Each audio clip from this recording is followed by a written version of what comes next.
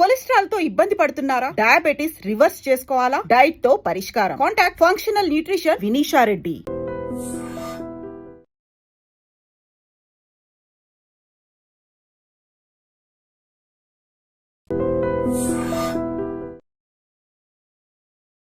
ఇప్పుడు బీజేపీ రాష్ట్రంలో ఎప్పుడు అధికారంలోకి వస్తుంది అనుకో? వచ్చే ఎన్నికలు ఎప్పుడు వస్తే అప్పుడు వస్తాయి. ఇమ్మీడియట్ గా దానికి తగ్గట్టుగా కంప్లీట్ సమాయత్తమైందా? ప్రజలు ఓట్లేసి ఒక పార్టీని అధికారంలోకి తేవాలని నిర్ణయించుకున్న తర్వాత కవిత గారు 1983లో ఎన్టీ రామారావు తెలుగుదేశం పార్టీ పెట్టినప్పుడు ఏముండే కవిత గారు? అప్పుడు ఏముండే తల్లి చెప్పు. 9 నెలల్లో పార్టీ పెట్టి అధికారంలోకి తీసుకొచ్చారు.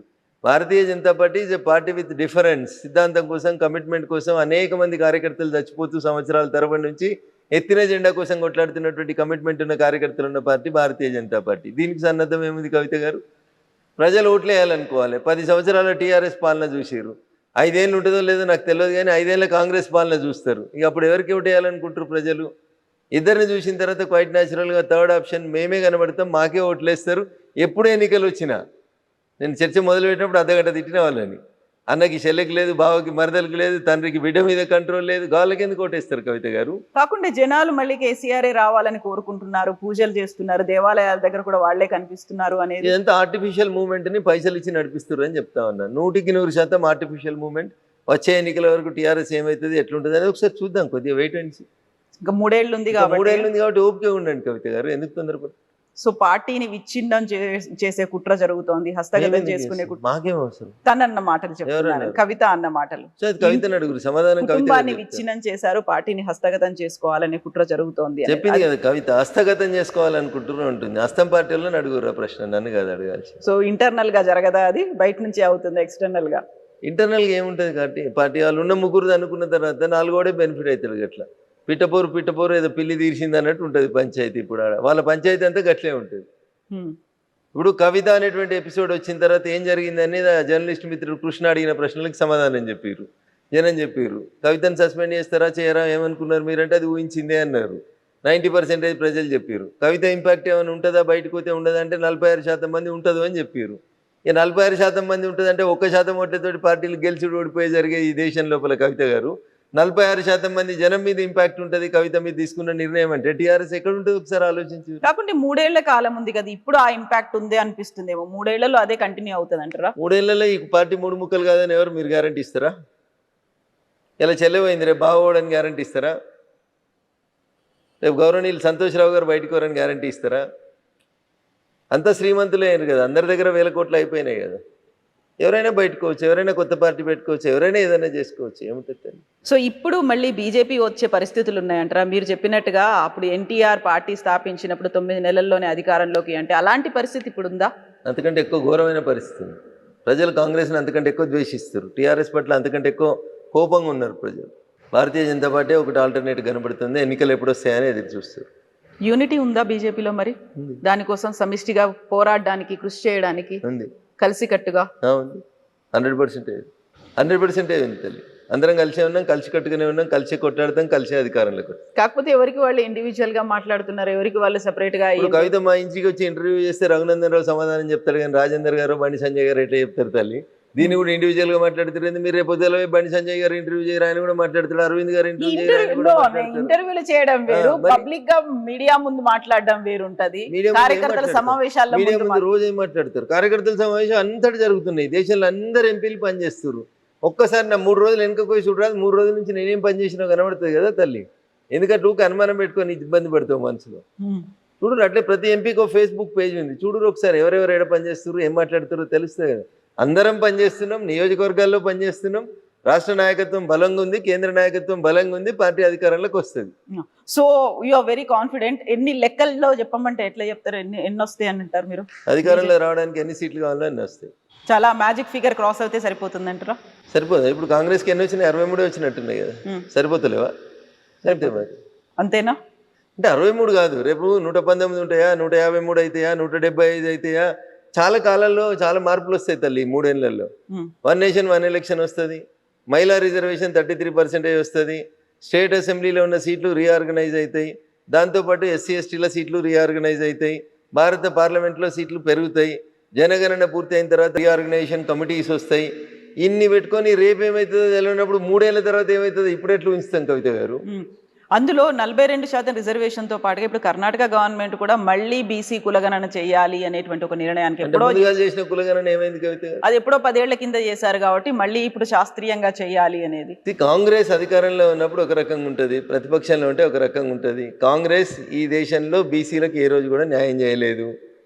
ఈ దేశానికి స్వతంత్రం వచ్చిన 75 ఏళ్ల తర్వాత నిన్న ప్రమాణ స్వీకారం చేసినటువంటి గౌరవనీయులు రాధాకృష్ణన్ గారు భారతదేశానికి మొట్టమొదటి ఓబీసీ ఉపరాష్ట్రపతి. అంటే మీరు అర్థం చేసుకోరు కాంగ్రెస్ సంస్కారం ఏందో.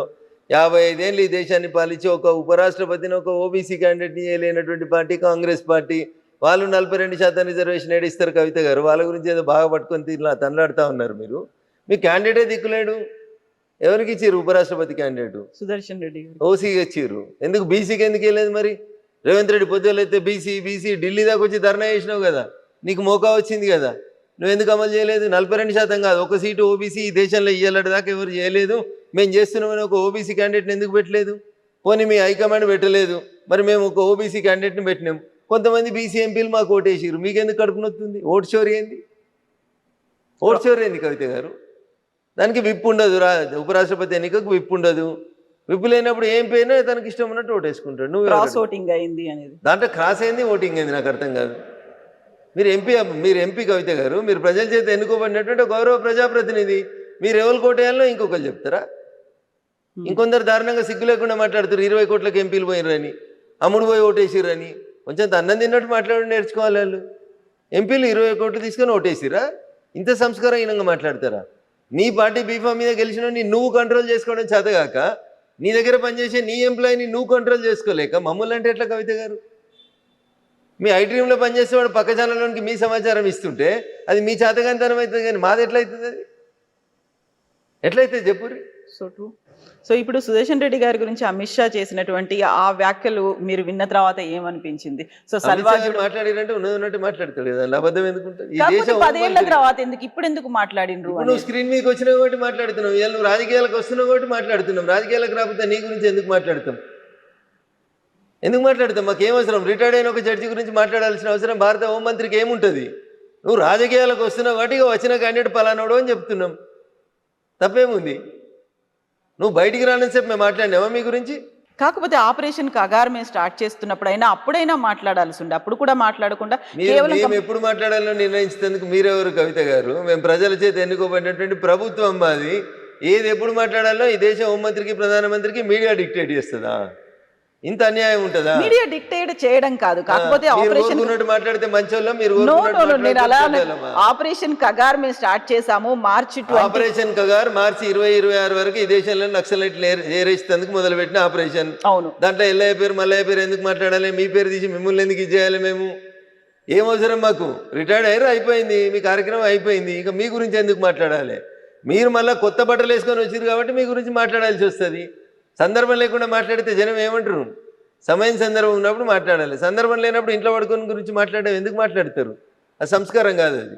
సో మళ్ళీ దాన్ని రివోక్ చేయడం, రివైవ్ చేయడం అట్లాంటిది ఏదైనా ఆ ఇచ్చిన తీర్పునో అవసరం లేదు. ఇప్పుడు ఇంకా 10 సంవత్సరాల తర్వాత ఏం చేయాలో ప్రభుత్వం ఒక నిర్ణయం తీసుకుంది, చేసుకుంటూ పోతా ఉంది. ఇంకా దాన్ని చేసేది ఏముంటుంది ఇంకా?